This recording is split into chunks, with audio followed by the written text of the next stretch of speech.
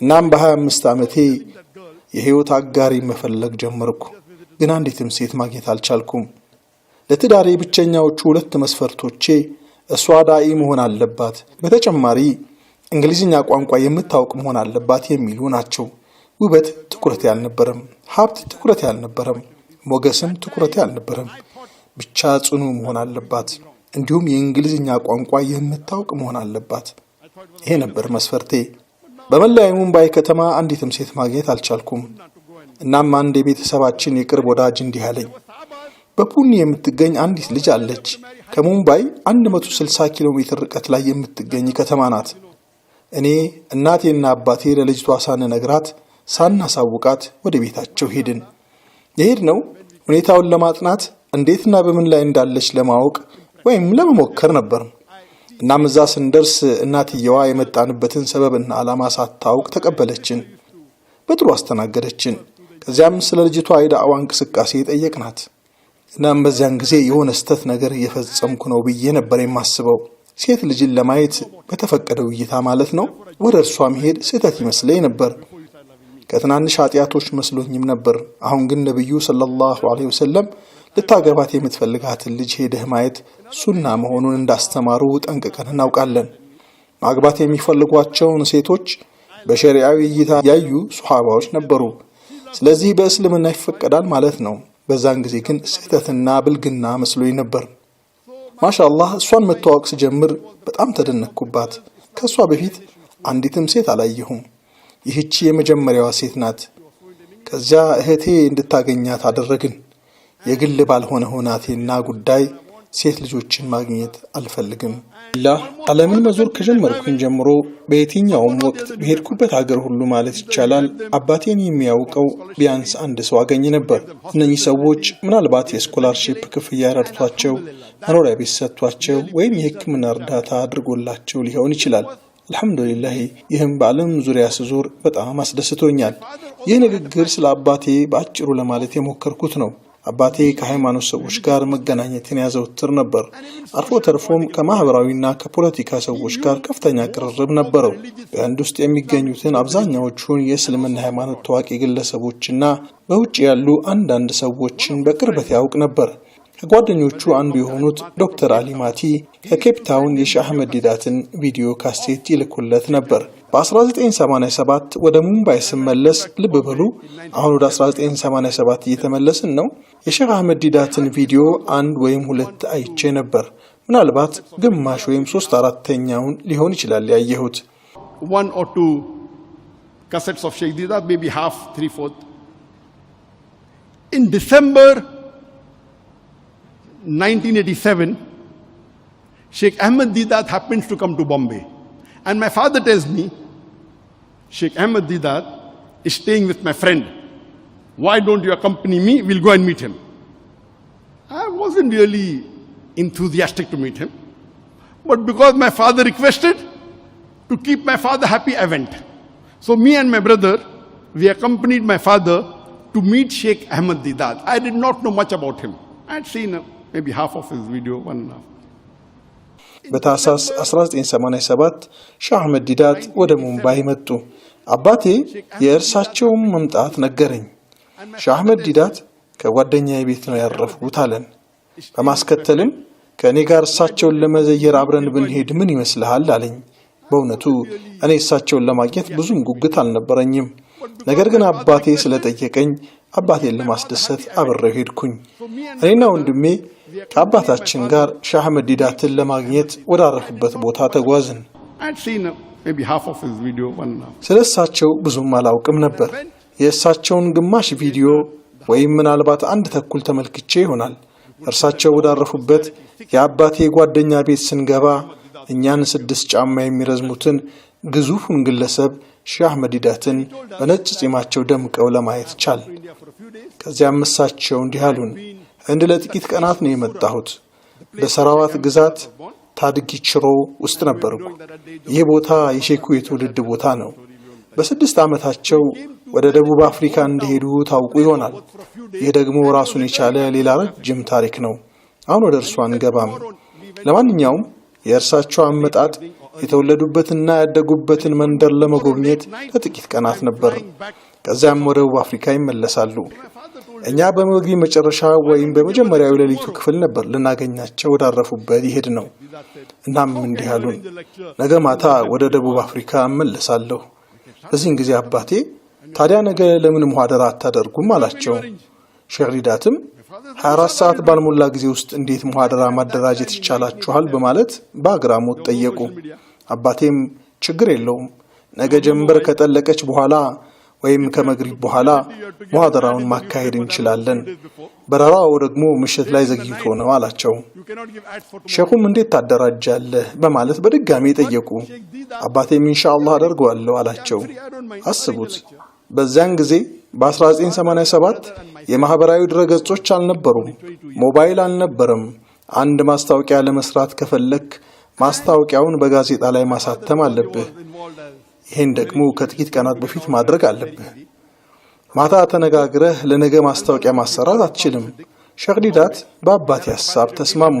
እንዲህም አሉ፣ እሺ ምንም ችግር የለም፣ ምንም ያስኩት ሌላ ቀጠሮ ወይም ዋጅብ የለኝም፣ ሙሐደራውን ብቻ አደራጁ። ስለዚህ እኔና አባቴ እና ወንድሜ የዛኔ እኔ 22 ዓመቴ ነበር። አባቴ በብዙ ተቋማት ውስጥ ስለተሳተፈ እንደዚህ አይነት ዝግጅት ማደራጀት ለርሱ ቀላል ነበር። አልመላቲፍ የሚባል አዳራሽ እንዲህ ያስተደረገ። ሙምባይ ሳቡ ሳዲቅ ውስጥ የሚገኝ ላውንጅ ነው። አዳራሹ 800 መቀመጫ የሚይዝ ነበር። እኔ የ800 ሰው ቦታ በአንድ ጀንበር እንዴት እንሞላለን ብዬ ያሰብኩ ነበር። አልহামዱሊላህ በማግስቱ ከ1000 በላይ ሰው ተገኘ። ከ1000 በላይ ሰዎች ብቻ ሳይሆን የመጨረሻ ምርጦቹ የሙምባይ ሙስሊም ማህበረሰብ እዚያ ነበሩ። የንግዱ ባለጸጎች ተገኝተው ነበር። በጎ አድራጎት ሰራተኞችም ተገኝተው ነበር። አስተማሪዎች ተገኝተው ነበር። ኮከብ ጸሐፍቶችም ተገኝተው ነበር። ይህ ሊሳካ የቻለው በአንደኛ ደረጃ በአላህ ችሮታና ቸርነት ነው። በሁለተኛ ደረጃ የሼክ ሪዳት ተወዳጅነትና በመጨረሻም አባቴ በሚያውቋቸው ሰዎች ምክንያት ነው። በእለቱ አባቴ በመቶዎቹ የሚቆጠሩ ስልክ በመደወል ሰዎችን በማግባባት ወደ ሼክ ሪዳት ሙሐደራ እንዲመጡ ጥሪ አድርጓል። 24 ሰዓት ባልሞላ ጊዜ ውስጥ ምንም አይነት ማስታወቂያ ሳይሰራ ተሳካ። እኛ በዚያች አጭር ሰዓት ማድረግ የቻልነው ነገር ቢኖር ጧት ላይ ባለ አንድ ቀለም በራሪ ወረቀቶችን በማተም በሙስሊም አካባቢዎች ግድግዳዎች ላይ መለጠፍ ብቻ ነበር። ነገር ግን አብዛኛዎቹ ተሰብሳቢዎች የአባቴ ወዳጆች ነበሩ። እያንዳንዳቸውን ስልክ በመደወል ጋብዛቸው ነበር። እናም የሙምባይ ሙስሊም ማህበረሰብን በብዛት ሳይ ልዩና ምርጦቹን በጣም ተገረምኩ። የአዳራሹ ከፍተኛ የመያዝ አቅም 800 ሰው ነበር። ነገር ግን ከ1500 በላይ ሰዎች የታደሙ ይመስለኛል። ቦታው በጣም ተጨናንቆ ነበር። ሼክ ሪዳት ያሳሰበኝ ስለ ሳውንድ ሲስተሙ ብቻ ነበር በማለት ስለ ፕሮግራሙ የተሰማቸውን ገልጸውልናል። ሼክ ሪዳት የሚያሳስበኝ ስለ ድምጽ ሲስተሙ ብቻ ነው፣ የድምጹ ስርዓት ጥሩ መሆን አለበት ብለው ነግረውናል። በተረፈ ዝግጅቱን ወደውታል። እስላምና ሌሎች ሃይማኖቶች በሚል ርዕስ ነበር ሙሐደራቸው። ከሼኩ በቀጥታ የሰማሁት ለመጀመሪያ ጊዜ ይህንን ሙሐደራ ነበር። ያ በህይወቴ ውስጥ የለውጥ መነሻ ነጥብ ነበር። And Sheikh Deedat told, I'm only concerned about the audio. The audio sound system should be good. And he was impressed. He gave a talk on the topic Islam and other religions. And that's the first time I heard Sheikh Ahmad Deedat live. And that was the turning point in my life. In October 1987. And he was impressed that who are these two young boys who could organize in less than 24 hours and get more than 1,000 people at that time. So we requested Sheikh Deedat, why don't you come again after a few months? And he agreed to come again in the mid-1988. And that time he came for approximately 10 or 11 days. ወቅቱ በጥቅምት ወር 1987 ነበር። እሳቸው ደግሞ እነዚህ ሁለት ወጣት ወንዶች እነማን ናቸው በሚል በእኛ ተገርመዋል። እናም ሼክ ሪዳትን ለምን ከጥቂት ወራት በኋላ አትመለሱም በሚል በድጋሚ እንዲመጡ ጠየቅናቸው። በ1988 አጋማሽ ላይ እንደገና ለመምጣት ተስማሙ፣ ቃል ገቡልንም። በዚህ ዙር ለ10 ወይም ለ11 ቀናት ያክል ለመቆየት ነበር የመጡት። እኛም 18 የሙሐደራ ፕሮግራሞችን አዘጋጅተን ጠበቅናቸው። አሁን የሼክ አህመድ ዲዳትን ስብዕና ጠንቅቄ አውቄያለሁ። አርአያዬና ጀግናዬም ሆነዋል። አልሐምዱሊላህ እነዚህን ሙሐደራዎች በትልልቅ አዳራሾች ነበር ያካሄድነው። ሁሉም ተጨናንቀው ነበር። በተለያዩ ቦታዎች 18 የተለያዩ ርዕሰ ጉዳዮችን ነበር የተላለፈው። ወደ ባንጋሎርም ለ2 ቀናት ሄደው ነበር። እኔ የእሳቸው ሾፌር ነበርኩ። ሁሉንም የሚቻለኝን ለማድረግ ጥሬያለሁ። And I was his chauffeur. I was his driver, everything. And we could find the humility of Sheikh Ahmad Deedat. He stayed in my house, in our house. He slept on the floor.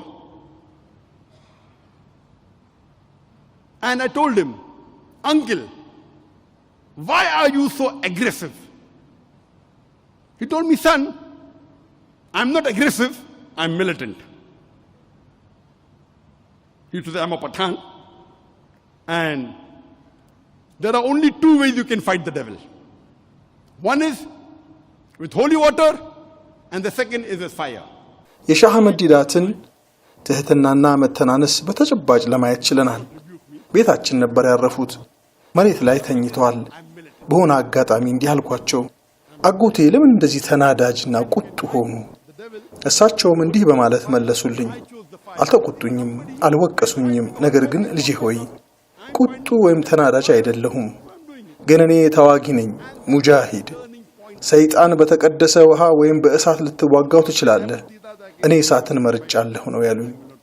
አንድ ሰው በተቀደሰ ውሃ መታገል ከቻለ በጣም ጥሩ ነው። ነገር ግን እኔ በእሳት ስኬትን አግኝቻለሁ። ለዚህም ነው እርሱን የምጠቀመው። ይህ በህይወቴ ውስጥ የለውጥ መነሻ ነጥብ ነበር። ስለ ሼህ አህመድ ዲዳት ብቻ ከ5 እስከ 10 ሰዓታት መናገር እችላለሁ። ነገር ግን ጊዜ አይፈቅድልንም። ከዚያም ወደ ሀገራቸው ሲመለሱ ወደዛ እንድመጣ ጋበዙኝ። ደቡብ አፍሪካ ሄጄ በቤታቸው የተወሰነ ጊዜ ቆየሁ። ከዚያም እንደ አውሮፓውያን አቆጣጠር በ1988 መገባደጃ ላይ በሚካሄደው ዓለም አቀፍ የዳዒዎች ማሰልጠኛ ፕሮግራም ላይ ለምን አትሳተፍም? በሺዎች የሚቆጠሩ የመግቢያ ማመልከቻዎች ቀርበውልናል አሉኝ። They told me, "Why don't you attend the International Dawah Training Program to be held in the end of 1988? We have got thousands of applications. I think we had about 40 seats. But I was doing my medical college second year. I could not take a leave of 2 months, so I had to apologize. I came back to Bombay and my life changed. I started doing dawah. I almost memorized all the lectures of Sheikh Deedat, almost all. He had given me a set of more than 50 video cassettes. That time he had 50 sets. And I started my dawah in Bombay. ወደ 40 ያህል ያልተያዙ ክፍት ቦታዎች ነበሩት ብዬ ገምታለሁ። እኔ ግን በወቅቱ የ2ኛ ዓመት የሕክምና ፋከልቲ ተማሪ ነበርኩ። ስለሆነም ለ2 ወራት ያህል ከትምህርት ቀርቼ እዚያ መቆየት አልችልም። እናም ይቅርታ ጠይቄ ወደ ሙምባይ ተመለስኩ። ከዚያ ህይወቴ የተለወጠ፣ ዳዕዋ ማድረግ ጀመርኩ። የሼህ ዲዳትን ሙሐደራዎች ሁሉንም ማለት ይቻላል በቃሌ ሸምድጃቸው ነበር። የተለያዩ ብዙ መጽሐፍትን ከ50 በላይ ቪዲዮ ካሴቶችን በስጦታ ሰጡኝ። በወቅቱ የነበራቸው 50 ያህል የቪዲዮ ስብስብ ነበር። ከዚያ በሙምባይ ዳዕዋይን በይፋ ጀመርኩ። ደግሞ ሙስሊም ካልሆኑ ወገኖች ጋር ስነጋገር እንደማልንተባተብ ተረዳሁ ወይም አስተዋልኩ።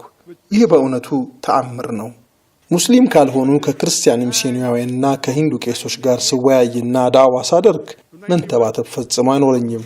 ነገር ግን ተመልሼ ከማንኛውም ሙስሊም ጋር ሳውራ በቅጽበት ወደ ነበረብኝ የመንተባተብ ችግር መለሳለሁ። ይህ በጣም አስደናቂ ነው። እኔ ምንድነው ይሄ በማለት አሰላስል ጀመርኩ። እናም ሙስሊም ካልሆነ ሰው ጋር ማውራት በመጀመርበት ቅጽበት መንተባተቡ ይጠፋል። ምንም የለም። ወደ ቤት ተመልሼ እህቴን ሳናግር መንተባተቡ እንደ አዲስ ይጀምራል። ከጓደኛዬ ጋር ሳውራም መንተባተቡ አለ። አልহামዱሊላህ ቢያንስ ዳዕዋ ሳደርግ አልንተባተብም አልኩ ለራሴ። እናም ዳዕዋውን ወደ ቤተ ክርስቲያን በመሄድ አንድ ለአንድ በመነጋገር ከቀሳውስትና ከካህናት ጋር በመወያየት ማከናወን ጀመርኩ። ከ1988 እስከ 1991 ድረስ ዳዕዋ ዋና ተልእኮዬ ሆነ። ሌላው ቀርቶ በሙምባይ ናየር ሆስፒታል፣ ናሽናል ሜዲካል ኮሌጅ ወይም ኑቢዋላ ውስጥ በራሴ ሕክምና ኮሌጅ ውስጥ እንኳ ዳዕዋ እስከ ማድረግ የደረሰ ነበር ለዳዕዋ የሰጠሁት ትኩረት። So much so that I even did dawah in my Bombay Medical College, Nair Hospital, Topiwala National Medical College. And the Muslims were very few, hardly about 3%. In population, we are 14.5%, according to statistics, actually more than 20%. But in the medical college, we were only 3%. So when I used to do dawah, all my Muslim friends used to run away, saying, Zakir to abhi marwayenga. Zakir will now have us killed. So when I asked to start doing dawah with the Hindus, my Muslim friends used to run away. So I had to be alone in the battlefield. Alhamdulillah. እዚያ የነበሩት ሙስሊሞች በጣም ጥቂት ናቸው። 3% ገደማ ቢሆኑ ነው። በህዝብ ቆጠራ እንደወጣው አሃዛዊ መረጃ እንኳን 14.5% ነን። በተጨባጭ ግን ሙስሊሞች ከ20% በላይ ነን። ግን በሕክምና ፋክልቲ ውስጥ 3% ብቻ ነበርን። ስለሆነም ዳዕዋ ማድረግ ሲጀምር ሁሉም ሙስሊም ጓደኞቼ ይሸሹ ነበር። ዛኪር ያስገድልናል ይሉ ነበር። እናም ለሂንዶች ዳዕዋ ማድረግ ሲጀምር ሙስሊም ጓደኞቼ ከአካባቢው ይርቁ ወይም ይሸሹ ነበር። ስለዚህም በጦር ሜዳው ላይ ብቻዬን መሆን የግድ ነበር። አልহামዱሊላህ በድጋሚ አልহামዱሊላህ ዳዕዋ ያደረኩ ወይም ሳደርግ ማንም ሙስሊም ያልሆነ ሰው የሸሚዜን ኮሌታ እንኳን የጎተተ የለም። እስከዛሬ ድረስ ማሻአላህ ምንም አልገጠመኝም። እኔም ዳዕዋውን ለአስተማሪዎቼና ለፕሮፌሰሮቼም እንኳን ማድረግ አልተውኩም። እና አንድ ሙስሊም ወዳጄ እንዲህ ላይ ነበር፣ በሕክምና ትምህርት ቤት ቫይጋሎስ የሚባል ልዩ ፈተና አለ። ይህም የቃል ፈተና ነው፣ የጽሑፍ ፈተና አይደለም። ስለሆነም በጽሑፍ ፈተና ስኬታማነትህ በተጨማሪ በዚህ በቃል ፈተና ወይም በቫይጋሎስ ስኬታማ ሆነህ ማለፍ አለብህ። እናም አንዳንድ ጓደኞቼ እንዲህ ይሉኝ ነበር፣ ለፕሮፌሰሮች ዳዕዋ ታደርጋለህ፣ በፈተና ይጥሉሃል። ደግሞ በቃል ፈተና ላይ ተማሪን መጣል በጣም ቀላል ነው። ምክንያቱም ምንም አይነት መዛግብት የለም። ቢያንስ በወረቀት ላይ የተመሰረተ ፈተና አስመርምረህ በድጋሚ ፈተናውን ወስደህ ማለፍ ትችላለህ አይደል? ነገር ግን የቃል ፈተና ውስጥ ምንም ዳግም ምርመራ የሚባል ነገር የለም። At least written paper you can do re-examination and you can repass, correct? But Viva was there is no re-examination and you have to pass separately 50% in Viva and 50% in written exams. So my friend used to tell me that you're doing dawah with your professors, Hindu professors, they'll fail you. I used to tell them, if they fail me, maybe Allah wants me to do one more year dawah with them. I was an optimist. I never said, oh, if they fail me, why should I? I said, if Allah wants me to do, if Allah fails me, maybe Allah wants me to do one more year dawah with them. And alhamdulillah, I continued my dawah. እናም 50% የቃል ፈተና 50% የጽሑፍ ፈተና ለየብቻ ማለፍ አለብህ። ለዚህም ነው ጓደኛዬ ይህንን ይለኝ የነበረው፣ ለፕሮፌሰሮች ያውም ለሂንዱይዝም ፕሮፌሰሮች ዳዕዋ ታደርጋለህ፣ በፈተና ይጥሉሃል፣ ትወድቃለህ ሲለኝ የነበረው። እኔም እንዲህ ለው ነበር፣ ከጣሉኝ ምናልባት አላህ ለሌላ ተጨማሪ ዓመት እንድጠራቸው ወይም ዳዕዋ እንዳደርግላቸው ይፈልግ ይሆናል፣ ወይም ስለዚህ ተስፈኛ አመለካከት ነበረኝ እና ከጣሉኝ ምን ማድረግ አለብኝ ብዬ በጭራሽ ተጨንቄ አላውቅም። እኔ እንደውም አላህ እንድወድቅ ከፈለገ ምናልባት ሌላ ዓመት ዳዕዋ እንዳደርግላቸው ይፈልግ ይሆናል ነው ያልኩት። አልহামዱሊላህ እኔ በዳዕዋው ላይ ጸንቼ ቀጠልኩ። እንደውም ህትመቶችን ማሳተም ጀመርን። ምክንያቱም አባቴ ብዙ ድርጅቶች ነበሩት። አልহামዱሊላህ ቀደም ሲልም አባቴ የሼህ አህመድ ዲዳትን ጉብኝት ሙሉ ወጪውን ሸፍኗል። ይህንን ያደረገው በራሱ በግሉ ነው። ኃያሉ አምላክ ይህን የማድረግ ችሎታ ሰጥቶታል። እናም እኔም ለአባቴ እንዲህ አልኩት፣ ለምን የሼህ አህመድ ዲዳትን ኪታብ አሳተመን በነፃ እናከፋፍለውም? ተስማማ። ከዚያም አሳተመን።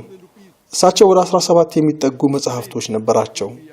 እናም የተወሰኑትን በ10,000 አንዳንዶቹን በ15,000 ሌሎቹን ደግሞ በ20,000 ቅጂ አሳትመን በጋዜጣ ላይ ማስታወቂያ አስነግረን የሼኹን መጽሐፎች በነፃ ማከፋፈል ጀመርን።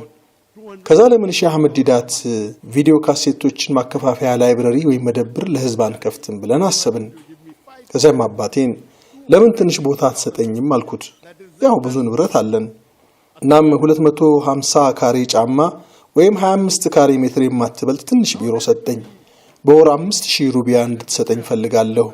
ለውጭ ሰው ብዙ ትለግሳለህ፣ ታዲያ ለምን ለኔ በየወሩ 5,000 ሩቢያ አትሰጠኝም አልኩት። Why don't you give me 5,000 rupees a month? In today's, it would be about $67. At that time, today the dollar rate is 75 rupees to a dollar. That time it was 23 rupees. So at that time, it was about $218 a month. I told my father, you are spending so much money giving charity. Why don't you give me 5,000 rupees, $218? That is less than 1,000 ringgit. በአሁኑ ጊዜ ይህ ገንዘብ ወደ $67 የሚያክል ነው።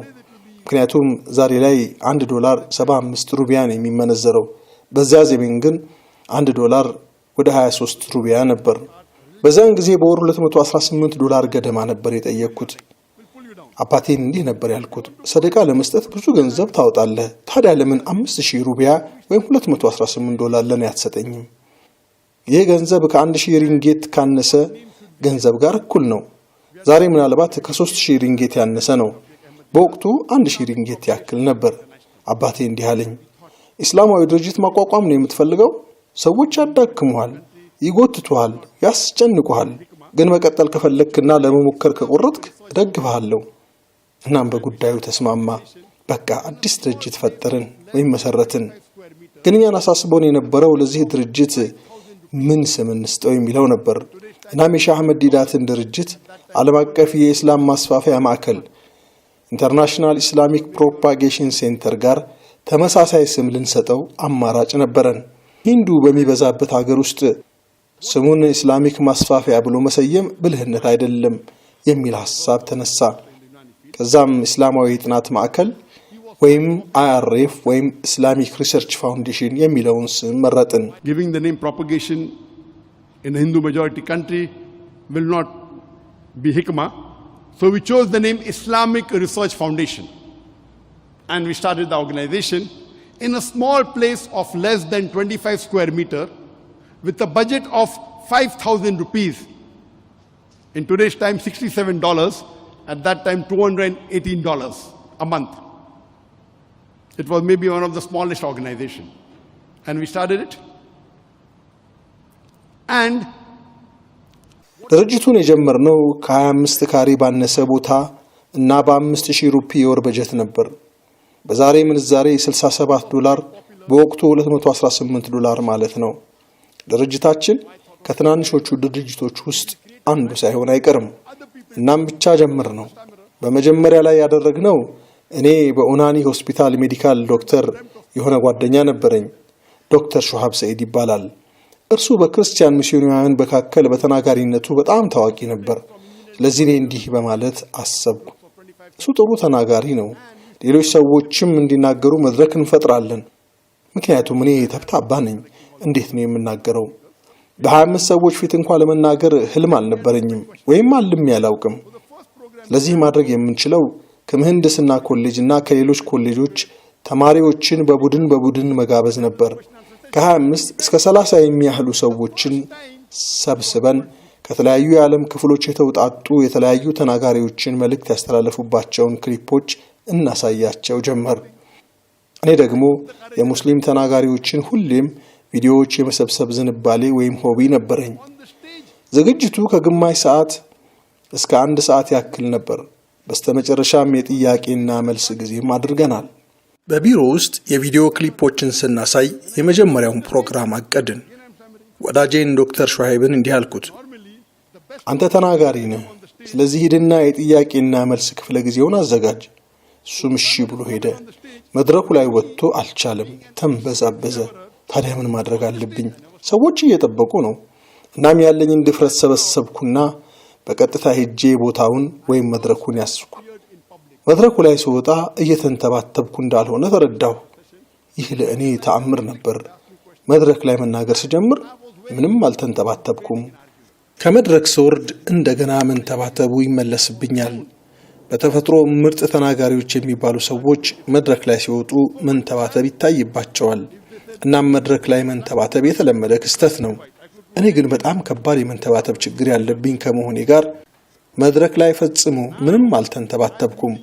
ለመጀመሪያ ጊዜ የጥያቄና መልስ ክፍለ ጊዜን በማስተናገድ 25 ሰዎች ፊት ለፊት የቀረብኩት በዚህ መንገድ ነበር። I first time appeared in public in front of 25 people handling the question answer session, and I realized that it clicked. They asked me questions, I started to answer, and I was very good in debating and arguing. In the school and college days, I was known for my logic and for argumentative skill. So much so that if they said prove black to be white, I could prove black to be white. I could prove day to be night. I was expert in arguing. Now, I'm using this skill to present Islam, to present the Haqq. This was a change in my life. ፕሮግራሙ እንደተሳካና ውጤታማ እንደሆነ ተረዳሁ። የተለያዩ ጥያቄዎችን ጠየቁኝ። እኔም መልስ መስጠት ጀመርኩ። በክርክርና በውይይት በጣም ጎበዝ ነበርኩ። በትምህርት ቤቴና በኮሌጅ ዘመኔ በምክንያታዊነትና በክርክር ችሎታዬ ይታወቅ ነበር።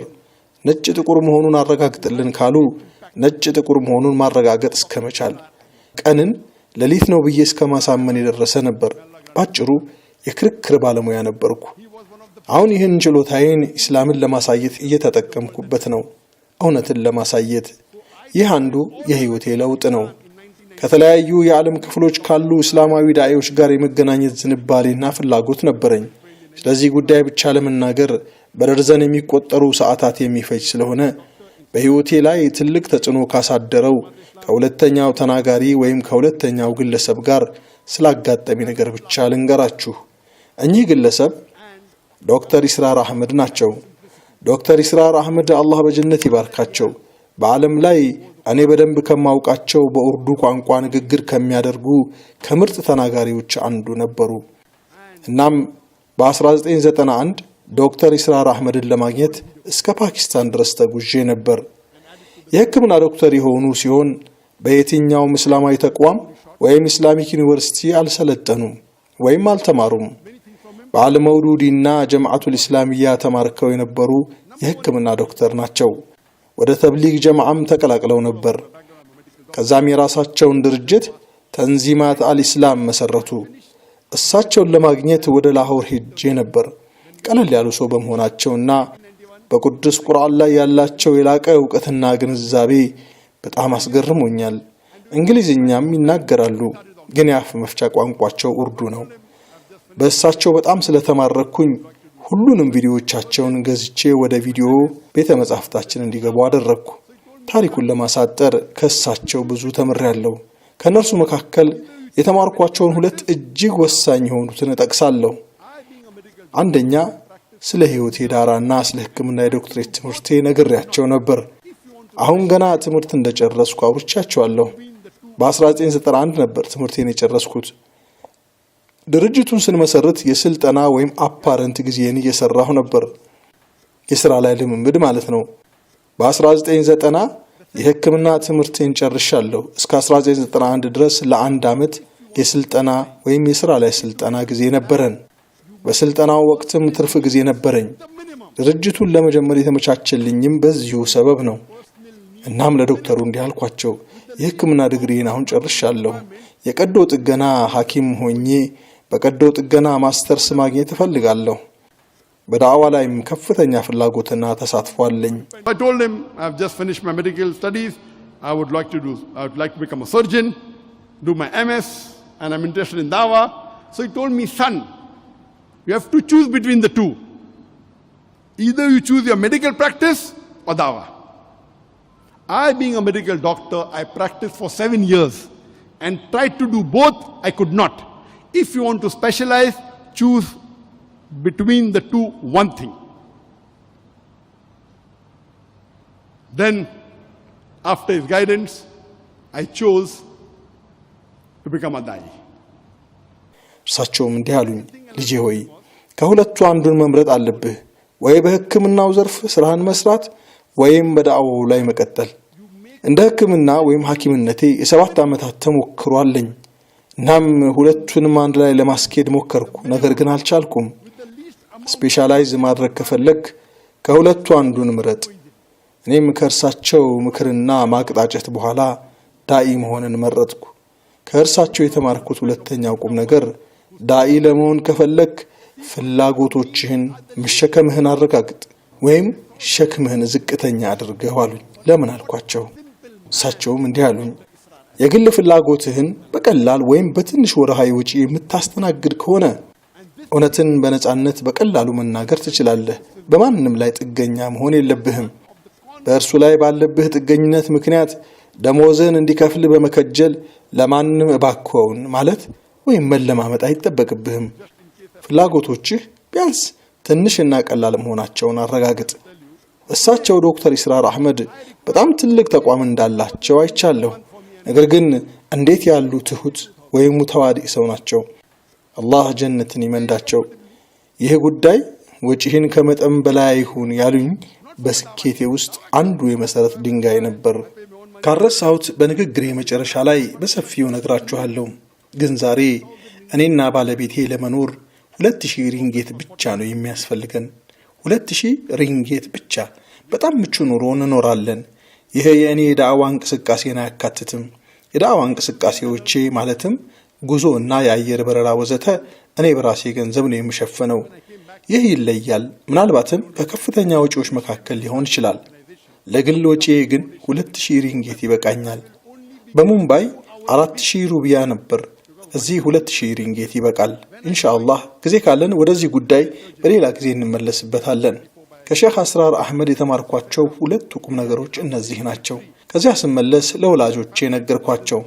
በመጀመሪያም ገና ድርጅቱን ወይም ኢስላሚክ ሪሰርች ፋውንዴሽንን ስንመሰርት ለወላጆቼ በሳምንት 2 ሰዓት ብቻ እንደምሰጥ ነግሬያቸው ነበር። ማለትም ድርጅቱን በሚመለከት ምክንያቱም ስልጠናዬን እንደጨረስኩ የቀዶ ጥገናውን ትምህርት ስቀላቀል 24 ሰዓትና 7 ቀን እዛ መገኘት ይኖርብኛል።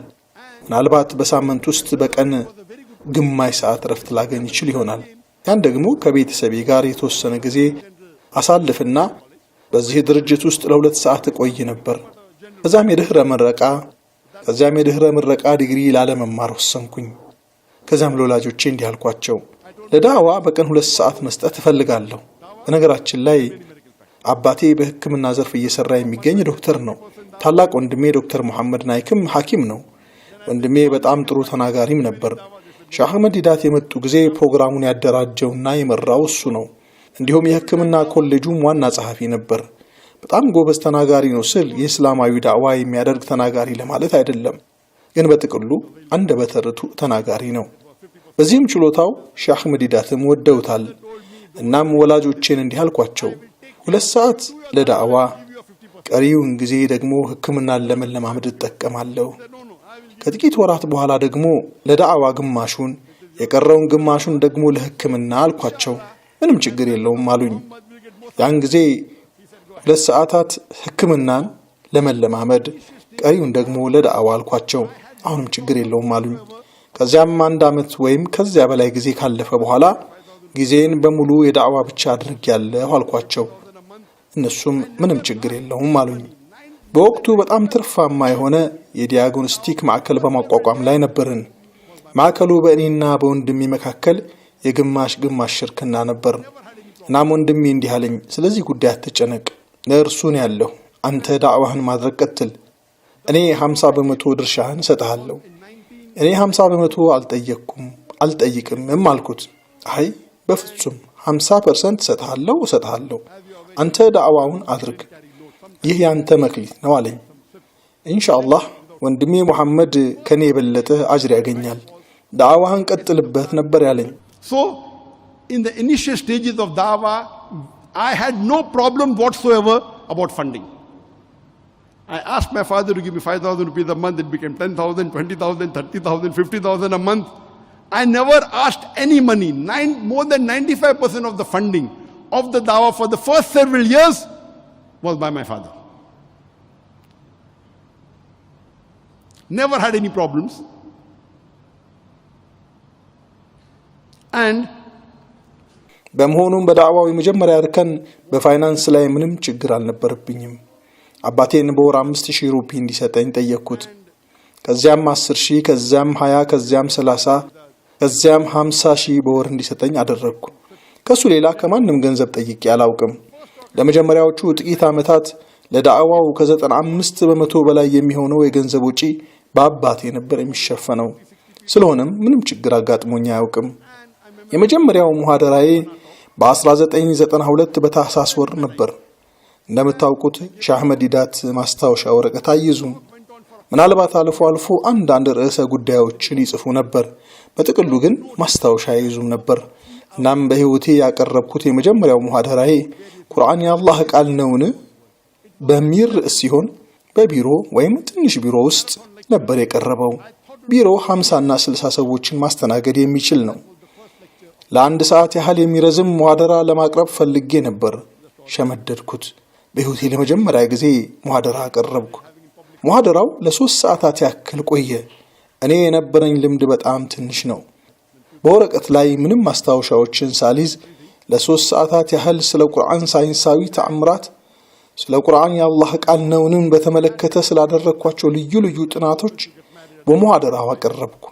3 ሰዓት ሊሞላ ጥቂት ደቂቃ ያህል የቀረው ስራ ነበር። በእውነቱ የማራቶን ሙሐደራ ነበር። ያው ረጅም ለማለት ነው። ለ1 ሰዓት ብቻ የሚቆይ መስሎኝ ነበር። ይህ በህይወቴ የመጀመሪያው ሙሐደራዬ ነበር። 50 ሰዎች ያህል በታደሙበት ነበር ያቀረብኩት።